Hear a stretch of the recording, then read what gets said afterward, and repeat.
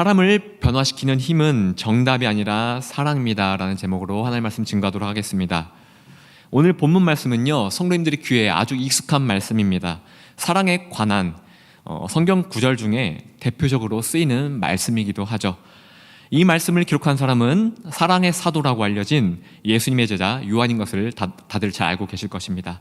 근데 여기서 잠깐요, 요한에 대해서 한 가지만 한번 넘겨짚고 살펴보고 말씀을 계속 진행하도록 하겠습니다. 요한이요, 오늘의 본문 말씀, 이 요한 1서, 지금 읽은 요한 1서를 썼을 당시에는요, 젊었을 때가 아니에요. 요한은요, 이때 당시에는 나이 많아 늙은 노인이었습니다. 노인 때 이 요한 1서를 기록했어요. 파릇파릇한 젊은 나이에 이 말씀을 기록한 것이 아니라는 겁니다.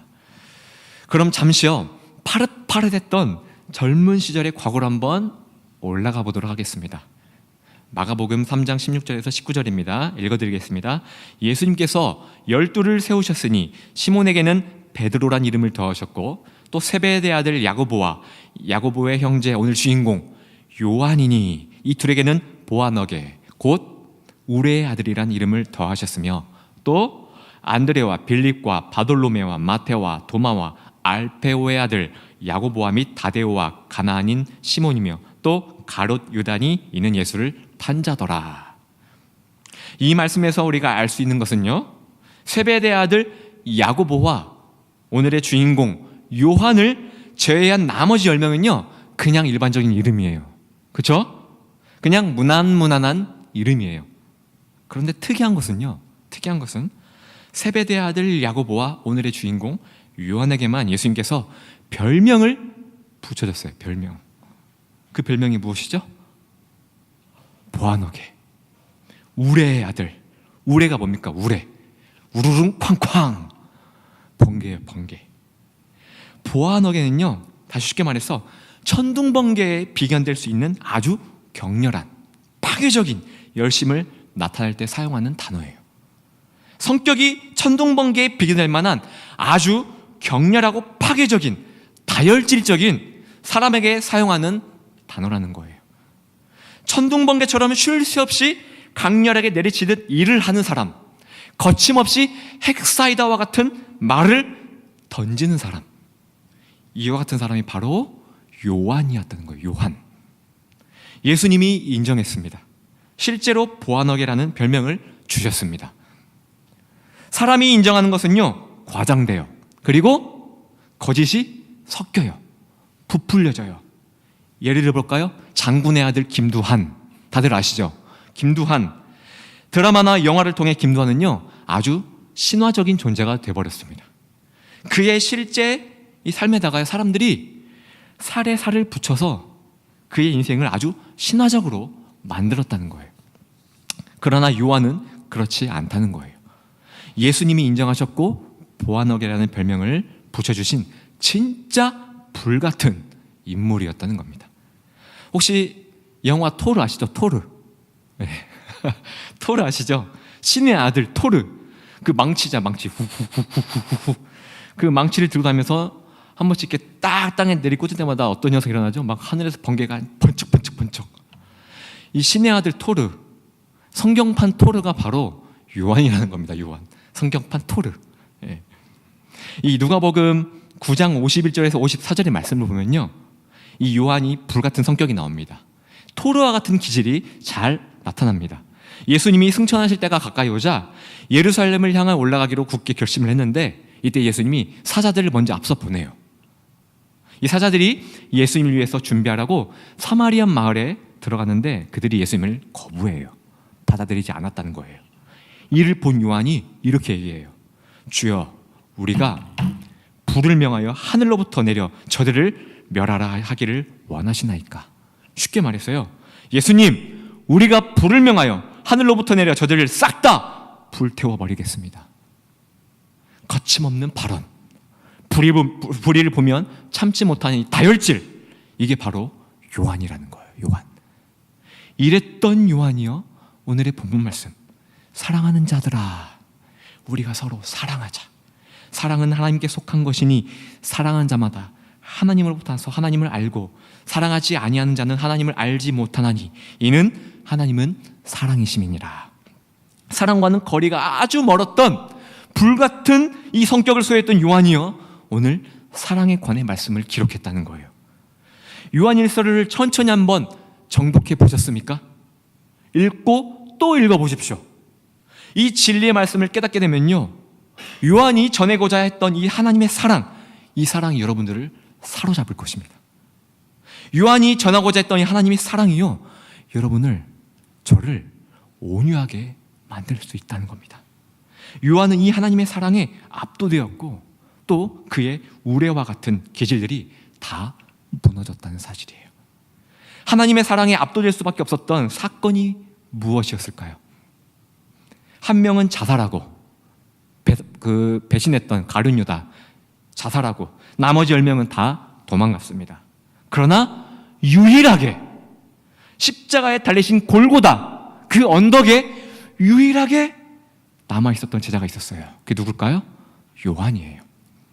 십자가에 달리신 예수님을 우러러 봤던, 이렇게 우러러 봤던 그 제자가 바로 요한이었다는 거예요. 요한은 여기에서 하나님의 사랑에 압도되었다는 사실이에요. 요한일서 3장 16절이죠. 그가 우리를 위하여 목숨을 버리셨으니 우리가 이로써 사랑을 알다. 그냥 한 말이 아니라는 거예요. 요한은요, 두 눈으로 직접 봤습니다. 나무 십자가를 타고 흘러내리는, 십자가에 못 박히신 그 예수님의 피가 나무 십자가를 타고 흘러내리는 그 피를 두 눈으로 직접 목격했다는 거예요. 못에 박힌 채 그 몸의 체중 무게 때문에 아래로 쏠리기 때문에 얼마나 고통스러워할 거예요. 그 고통스러워하시는 모습을 요한은 직접 두 눈으로 봤습니다. 십자가에 달리신 예수님을 조롱하며 낄낄대며 비웃는 사람들의 소리를 직접 들었습니다. 부글부글 끓었겠죠. 그럼에도 불구하고 끝까지 인내하시면서 그 조롱하는 자들을 향해서 아버지, 저들을 사하여 주옵소서. 저들이 하는 짓을 알지 못하니이다. 도저히 사람으로서는 이해가 안 되는 이 예수님의 음성을 직접 들었던 게 요한이에요. 그 현장에서 고통스럽게 십자가에 달리셨지만 예수님 얼굴을 오로라 봤을 때 그 예수님 얼굴은요, 고통스러운 이게 아니라 아주 무언가를 이룰 듯한 평화가 가득한 그 얼굴을 요한이 직접 봤다는 겁니다. 여기서 성도님들, 여기에서요, 요한이 바로 여기에서 자신의 우레와 같은 기질들이 다 무너져 내렸다는 것입니다. 예수님이 보여주신 이 사랑 앞에 요한의 불순물들이 다 씻겨져 내려져 갔다는 거예요. 우레의 아들에서 사랑의 사도로 이때 변하기 시작했다는 것입니다. 그런 그가 오늘의 말씀 요한일서를 기록했습니다. 사랑의 사도로 변화된 그가 이제는 자신 있게요, 외칠 수 있다는 거예요. 본문 말씀 9절부터입니다. 하나님의 사랑이 우리에게 이렇게 나타난 바 되었으니 하나님이 자기 독생자를 세상에 보내심은 그로 말미암아 우리를 살리려 하심이라. 사랑은 여기 있으니 우리가 하나님을 사랑한 것이 아니요, 하나님은 우리를 사랑하사 우리 죄를 속하기 위하여 화목제물로 그 아들을 보내셨습니다. 이 모든 것을요, 직접 두 눈으로 받고 들었던 요한이었어요. 직접 체험했던 요한이었어요. 계속해서 말합니다. 사랑하는 자들아, 하나님이 이같이 우리를 사랑하셨은즉 우리도 서로 사랑하는 것이 마땅하도다. 어느 때나 하나님을 본 사람이 없으나 만일 우리가 서로 사랑하면 하나님이 우리 안에 거하시고 그의 사랑이 우리 안에 온전히 이루어지느니라. 쉽게 말해서요, 누구든 성부 하나님을 본 사람이 없다는 거예요. 그렇죠? 성부 하나님을 본 사람이 없습니다. 그러나 성자 예수님이 우리에게 주셨던 사랑을 우리가 누군가에게 전한다면 그 안에서 성부 하나님의 존재가 나타난다는 거예요. 성부 하나님의 능력이 강력하게 나타난다는 거예요. 왜냐? 우리가 받은 성자 예수님의 사랑이요, 우리가 전한 성자 예수님의 사랑이요, 바로 성부 하나님이시기 때문입니다. 요한은 이 말씀이 진리라는 것을 깨달았어요. 여기에서 하나님의 능력이 나온다는 것을 진실로 깨달았다는 겁니다. 성경은요, 성령님이 사람을 통해서 기록하게 했다는 것에 다들 아실 겁니다. 그렇죠? 즉 다시 말하면요, 성경의 모든 내용은 하나님의 깊은 의도와 깊은 뜻이 담겨져 있습니다. 요한일서는 사랑에 대해서 강조하고 있는 내용들입니다. 그러면 사랑이 넘쳐나고 온화하고, 우리 지영쌤처럼 온화하고 부드러운 이런 성격을 소유한 사람들도 많았을 텐데, 그렇죠? 많았을 텐데 왜 성령님은 하필 왜 그런 사람들 통해 요한일서를 쓰게 하시지 않고 사랑과는 거리가 멀었던 다혈질인 요한을 붙잡고 굳이 변화시키셔서 왜 이 사랑에 관한 말씀을 작성하게 했을까요? 그것은 바로요, 오늘 설교의 제목처럼 사람을 변화시키는 힘은 정답이 아니라 사랑에 있다, 이것을 알려주기 위해서 이렇게 요한을 택했다는 거예요. 저는 이렇게 해석했습니다. 천둥 번개와도 같았던 요한이 새 사람으로 변화될 수 있었던 이유, 사랑의 사도로 변화될 수 있었던 이유, 이것은 바로 세상이 제시하는 정답이 아니라는 거예요. 요한의 문제점을요 시원하게 지적해주고 해결점을 찾아주는 정답, 이것으로는 요한이 변화된 게 결코 아니라는 거예요. 예수님이 그에게 보여주신 십자가의 사랑, 이 십자가의 사랑이 그를 변화되게 했다는 겁니다. 성령님은 이것을 우리에게 알리고 싶어 하신 것이 아닐까 생각해 볼 수 있다는 거죠. 하나님의 사랑으로 요한을 변화시켜서 그가 깨달은 진리, 이 하나님의 사랑을 그 누구보다 강력하게 전할 수 있기에 성령님은 요한을 택하셨고 사랑에 관한 이 말씀을 기록하게 하셨다는 겁니다. 최근 몇몇의 사람들로 인해 한동안 세상이 떠들썩했습니다. 광화문 광장이 떠들썩했고 청문회가 수차례 열렸었습니다. 이번 일을 계기로 청문회 의원 몇 명은요 국민들에게 스타가 되기도 했죠. 일명 청문회 스타라고 합니다. 그들이 스타가 된 이유가 무엇입니까? 분노에 가득 찬 국민들을 대신해서, 분노에 가득 찬 이 국민들을 대신해서 이 의원들이 사이다와 같은, 우리의 표현대로 사이다와 같은 시원한 발언들을 거침없이 내뱉었기 때문에 이들이 스타가 될 수 있었다는 것이죠. 이것이 세상 사람들이 원하는 정답이에요. 정답. 그러나 이 청문회 스타들에게서 정답을 원없이 들은 이 신문 대상자들 표정이 어떠합니까? 정답을 듣고 나서, 거침없이 내뱉는 이 사이다와 같은 정답을 듣고 나서 이들이 막 옷을 찢고 머리에 재를 뿌려가면서 그래, 제가 잘못했습니다, 제가 죄입니다, 울고 통곡하던가요? 아니죠. 절대 그렇지 않다는 거예요. 그들의 표정은 더욱 어두워지고요 고약해진다는 거예요. 이들이 변하기를 기대하고 거침없는 발언을 한 것은 아니겠지만 확실한 사실은 내가 제시한 정답에, 내가 시원하게 던진 이 정답에요 내 마음은 속이 후련할지 몰라도 상대방을 나의 최대의 적으로 만들고 있다는 사실이에요. 내가 거침없이 내뱉은 정답 때문에 상대방은요 오히려 나를 최대의 원수로 생각할 수 있다는 거예요. 한 가지 예화를 들려드리겠습니다. 한 원숭이가 있었습니다. 이 원숭이가요 시냇가를 딱 지나가는데 헤엄을 열심히 치고 있는 물고기를 발견했어요. 그리고 그 물고기를 딱 물끄러미 바라보고 있었습니다. 그리고 고민에 빠져요. 나도 옛날에 물에 빠져서 사는데 저 물고기들 얼마나 답답할까? 지금 살려달라고 나한테 외치는 것 같아. 이내 물고기가 시냇가로 뛰어가서 이 무서워하게 보이는 이 물고기들을 한 마리씩 손으로 잡고 건져내기 시작하는 거예요. 그리고 자신을 희생해가면서 온몸에 털을 묻혀가면서 계속 빠져서 계속 건져내기 시작했습니다. 그런데 이때 원숭이가 고민에 빠져요. 이상하게도 자신이 살려준 이 물고기들이 하나 둘씩 다 죽어가는 거예요. 원숭이가 다시금 결단합니다. 그래, 온 힘을 다해 더 빨리 더 많은 물고기를 건져야겠지.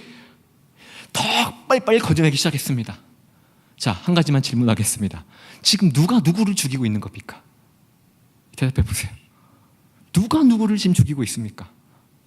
원숭이가 물고기를 죽이고 있는 거예요. 무식한 원숭이 한 마리 때문에요, 무죄한 물고기들이 지금 다 태양빛에 말라 죽어가고 있다는 겁니다. 원숭이는 자신이 물에 빠졌을 때요, 육지로 빠져나오는 것이 생명을 건지는 정답이었어요. 그렇죠? 그러나 물고기는 다르죠. 물고기는요, 물에 있는 것이 생명을 보존하는 정답이라는 거예요. 원숭이는 자신이 얻은 이 정답을 물고기에게 적용을 시켰다는 겁니다. 정답이 다른 물고기에게 자신의 정답을 끼워 맞추려고 했다는 거예요. 하나의 예화일 뿐이지만 우리에게도 이 원숭이와 같은 모습들이 있다는 겁니다. 원숭이와 같은 실수를 할 때가 너무나도 많다는 거예요. 저마다 각자에게 정답이라는 기준이 있습니다. 내가 가진 정답으로 상대방을 상처나게 하거나 원수로 만들 때가 너무나도 안타깝지만 많다는 거예요. 결코 우리가 가진 정답으로는요, 상대방의 문제점을 고칠 수도 살릴 수도 없다는 겁니다. 오늘의 설교의 제목처럼 사람을 변화시키는 힘은 정답이 아니라 사랑에 있다는 겁니다. 원숭이가 물고기를 정답이 아닌 사랑으로 대했더라면 시냇가에서 헤엄치고 있는 물고기를 그냥 물끄러미 바라만 봤을 것입니다. 이런 말이 있죠. 꽃을 좋아하는 사람은 꽃을 꺾지만 꽃을 사랑하는 사람은 물을 줍니다. 예수님이 사람을 살리기 위해 정답을 제시했습니까? 아니죠. 그런데 왜 우리는 이토록 관심이 사랑이 아니라 정답에만 쏠려 있을까요? 예수님은 분명히 이웃을 사랑으로 살리셨습니다. 그리고 우리도 이웃을 정답이 아니라 사랑으로 대하라고 분명히 말씀하셨다는 거예요. 네 마음을 다하고 목숨을 다하고 뜻을 다하여 힘을 다하여 주 너의 하나님을 사랑하라. 이어서 내 이웃을 내 몸과 같이 사랑하라. 내 이웃을 내 몸과 같이 정답을 제시하라가 아니라 사랑하라. 이미 2000년 전에 예수님은요, 우리에게 사람을 상처에서 회복시키는 방법, 고통의 멍에에서 끄집어내는 방법을, 그 비결을 알려주셨습니다. 그건요, 바로 우리의 정의, 우리의 정답이 아니라 사랑이라는 겁니다. 하나님이 계획하신 십자가의 길을 예수님은 거부하지 않으셨습니다. 예수님은요, 하나님의 계획을 마음을 다해, 목숨을 다해, 뜻을 다해, 힘을 다해 순종함으로 나아갔습니다. 하나님을 사랑하셨기에 십자가의 사역을 완수하셨고, 동시에 우리를 사랑하셨기에 십자가의 사역을 감당하셨습니다. 그리고 요한은, 오늘의 말씀의 주인공, 이 요한은요, 이 현장에 서 있었습니다. 요한은 여기에서 이 예수님의 사랑에 압도되었기에 변화될 수 있었던 겁니다.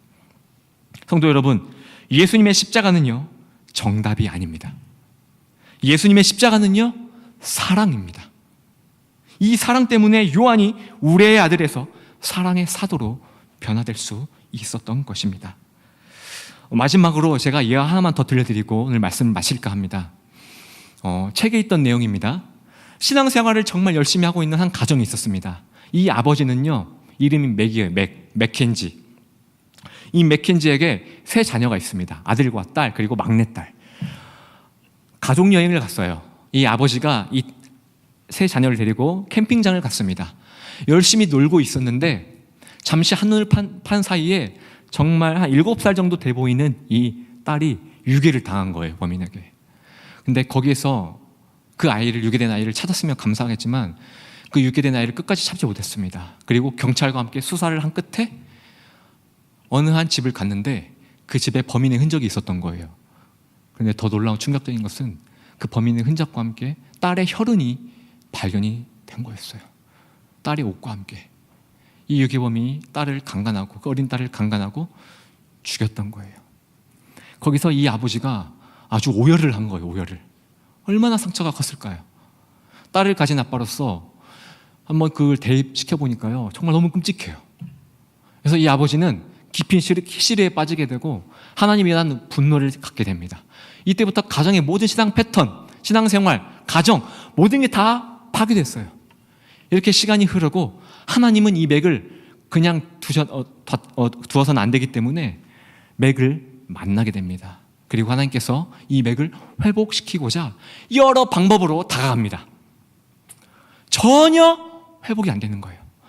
하나님께 대는 손가락질 하면서 하나님을 정죄하고, 하나님 왜 그때 유괴할 때 왜 내 딸을 건져주지 않았습니까? 왜 내버려 뒀습니까? 왜 방치했습니까? 계속 퍼부어대는 거예요. 하나님께. 하나님을 원망하는 거예요. 전혀 회복이 안 되는 거예요. 이때 하나님께서 이 맥을 심판자의 자리, 딱 의자가 있거든요. 이게 뭡니까 하나님? 저기 앉아라. 저긴 하나님 자리잖아요. 앉아라. 내가 널 위해 마련한 자리니라. 그래서 그 심판자의 자리에 딱 이러고 앉았습니다. 그리고 환상으로 눈을 딱 열어서 어떤 스크린을 딱 띄워서 보여주는 거예요. 어떤 아이가요, 막 이렇게 맞고 있는 거예요. 맞고 있는 거예요. 하나님 뭐예요?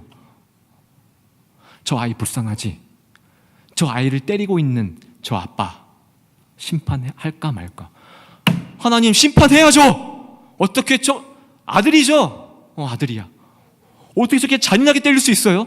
심판해야겠지. 저렇게 맞고 있는 아이가 네 딸을 유괴한 범인이란다. 에? 하나님 취소. 저 아들도 맞고 있는 아이들도 같이 심판해 주세요. 그래? 알았다. 갑자기 화면이 샥 바뀌는 거예요. 그 유괴범을 때렸던 아빠의 또 어린 시절에서 또 맞고 있는 거예요. 그 아빠가 또 때리고 있는 거예요. 이런 과정이 계속 올라갑니다. 어디까지 올라가느냐? 아담까지 올라가는 거야. 아담과 하와까지. 이 죄의 대물림의 형상이 결국에는 아담과 하와까지 이 선악과를 따먹는 것까지 장면을 보여주는 거예요. 이 아담과 하와 심판하겠느냐 용서하겠느냐? 심판해야죠. 저것들이 선악과를 따먹지 않았다면 저희가 이렇게 고생하지 않았을 거 아닙니까? 심판해주세요! 그래? 아직 남았어. 갑자기 아담에서 한 단계 더 올라가요. 그것을 보고 계신 하나님의 본인의 모습을 보여주는 거예요. 자, 나는 어떻게 할 거니? 하나님을 제가 어떻게 심판합니까? 너 지금 심판 자리에 앉아있잖아. 어떻게 할 거야? 왜 아담과 하와가 선악과를 따먹게 내버려 주셨습니까? 하나님도 벌을 받아야 됩니다. 과감하게 이 맥이 원망하면서 하나님도 심판 받아야 됩니다. 하나님께서 책임이 있습니다. 라고 이 맥이 과감하게 심판을 하는 겁니다. 이때 하나님이요, 마지막으로 하나의 장면을 딱 띄워주는 거예요. 뭐냐? 살아있는 아들과 딸, 첫째와 둘째를 딱 보여주는 거예요. 자, 이 아들은 이러이러한 죄를 지었어. 헉! 뭐야? 쟤 나한테 이렇게 했는데 거짓말하고. 얘는 이러이러한 죄를 지었어. 이러이러한 죄를 지었어. 자, 딸은 이러이러한 죄를 짓고 현재 이러이러한 죄를 짓고 있단다. 자, 둘 중에 하나를 너는 반드시 택해야 돼. 무엇을 하나님? 둘 중에 하나는 반드시 지옥에 가야 된단다. 싫습니다 하나님. 저 이 자리에 내려갈래요. 아니 무슨 말도 안 되는, 지금까지 잘 심판해왔잖아. 너는 나까지도 심판했잖아. 뭐가 어렵니? 너는 나 하나님을 심판했어. 모든 인류를 다 심판했어. 똑같이 심판해야지. 자, 둘 중에 하나는 반드시 지옥에 보내야 돼. 택해. 못합니다. 택해. 못합니다. 택하라고. 한 명 택해야 돼. 하나님, 안 돼요. 안 돼요. 못해요. 택하라고. 반드시 택해야 돼. 계속 실랑이가 벌어집니다. 그러다가 이 맥이 펑펑 우는 거예요. 하나님, 아니에요. 어떻게 내 자식들 내가 지옥에 보내겠습니까? 제가 갈게요, 제가. 하나님, 내가 대신 지옥에 갈게요. 저들 용서해 주세요. 아빠가 어떻게 자녀를 심판하겠습니까? 제가 가겠습니다, 제가. 여기서 무너지는 거예요. 이때 하나님이 한마디 하십니다. 그게 십자가의 사랑이란다. 네가 금방 느꼈던 그 마음, 그게 내 마음이란다. 내가 내 아들을 보낼 때 그 마음이었단다. 여기서 맥이 무너지는 거예요. 심판자의 자리에 내려와서 무릎 꿇고 펑펑 울기 시작하는 거예요. 여기에서 맥이 하나님과 관계가 회복이 되고 자신의 딸을 유기하고 살해한 그 유기범을 용서하기 시작합니다. 왜 제가 이 예화를 말씀드렸냐면요, 이 주인공 맥켄지 결국 어디에서 무너졌습니까? 십자가의 사랑을 진심으로 알았기 때문에, 깨달았기 때문에 모든 것들이 다 해결이 된 거예요. 요한이요, 그 현장에, 골고다 언덕의 현장에 있었던 그 십자가의 사랑, 그 예수님을 직접 봤기 때문에, 그 사랑이 무엇인지를 직접 체험했기 때문에 우리의 아들에서 사랑의 사도로 변화될 수 있었던 겁니다. 사랑하는 성도 여러분, 예수님의 몸이 되시는 성도 여러분, 오늘의 말씀처럼 살아가는 것이요, 우리를 향한 하나님의 뜻입니다. 그러나 우리 안에는요, 정답으로만 가득 차 있습니다. 이웃을 변화시키는 사랑이 우리에게는 없다는 거예요. 그러나 예수님을 바라본다면, 예수님이 우리와 함께 하신다면요, 이웃을 변화시킬 수 있는, 또 내 자신의 상처에서 벗어날 수 있는 그 힘이 우리에게서 터져 나온다는 겁니다. 이웃의 아픔, 내 가족의 아픔, 또 내 자신의 아픔, 분노, 상처, 이 모든 것들을 변화시켜 하나님의 영광을 강력하게 드러내는 우리 성도님들 되시기를 간절히 바랍니다. 그러려면요, 예수님을 바라야 합니다. 또 예수님의 사랑을 구해야 합니다. 이 시간 우리 주님의 마음을 달라고 한번 구합시다. 제가 먼저 찬양으로 한번 고백하고 나아갈까요? 주님 마음 내게 주소서. 우리 찬양하고 기도하도록 하겠습니다.